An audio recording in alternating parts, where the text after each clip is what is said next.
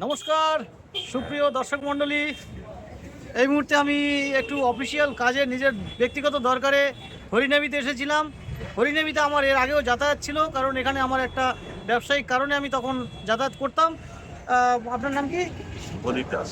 প্রদীপ দাস, মাননীয় প্রদীপ দাস। প্রদীপ দাসকে কিছু স্মৃতি, কিছু কথাবার্তা মনে করিয়ে দিলাম। ওনার একটু একটু করে মনে পড়ছে, যাই হোক। কিন্তু মানুষটার সাথে আজকের খোলামেলা অনেক কথা বললাম প্রদীপবাবুর সাথে। প্রদীপবাবু একজন নন ফিকশন অর্থাৎ বাস্তববাদী মানুষ। বাস্তবের সাথে তার কারবার, এবং সমাজের এবং ব্যক্তি জীবনে, সমাজ জীবনে, সংসার জীবনে তিনি অনেক জায়গায় অপ্রিয় হয়ে ওঠেন। হ্যাঁ, এবং পরবর্তীতে কি তারা গুরুত্ব খুঁজে পায় আপনার? হ্যাঁ, পরবর্তীতে গুরুত্ব খুঁজে পায়, এবং আমারও সেটা মনে হচ্ছে, আমারও কিন্তু এটা হয়।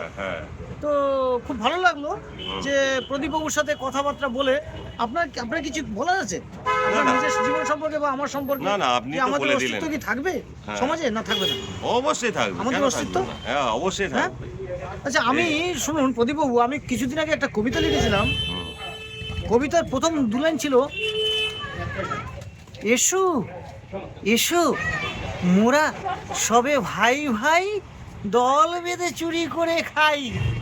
এসো এসো মোরা নেতা সবাই। এসে তাতে মানুষ রেগে গেছিল কেন? এখানে কি আমি কাউকে বলেছি কিছু? হ্যাঁ, তাহলে এরকম যে অনেক জিনিস ঘটে, সেখানে আমার উপর আক্রমণ আসে, এই করে, এ ব্যাপারে আপনি কি বলবেন? ওটা হচ্ছে কি, আপনি হচ্ছে বলবেন বলতে ওদের হচ্ছে ব্যক্তি স্বার্থে হচ্ছে কি হয়তো কথাটা ভালো লাগছে না। কিন্তু আমি তো কাউকে ইন্টেনশন করিনি। তারা হচ্ছে না, করেননি, কিন্তু তারা হচ্ছে কি ইউটিলাইজ করে দেখলো যে হ্যাঁ, এটা হয়তো খারাপ হয়ে যাচ্ছে। অর্থাৎ বাস্তব হচ্ছে নিম পাতার চেয়েও ভয়ানক, তিতো। হ্যাঁ, বাস্তবকে হজম করা খুব কঠিন, কিন্তু হজম করতে পারলে তার জীবন সমৃদ্ধ হবে, উন্নতি ঘটবে, নাকি? একদমই তাই, একদম। ধন্যবাদ, খুব ভালো লাগলো প্রদীপবাবু আমাকে সাহস দিলেন যে আমার মতো মানুষের না, এগিয়ে চলো। কথা বলতে হবে, ভাবতে হবে।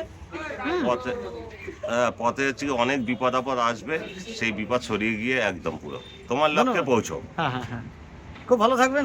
হ্যাঁ, ধন্যবাদ।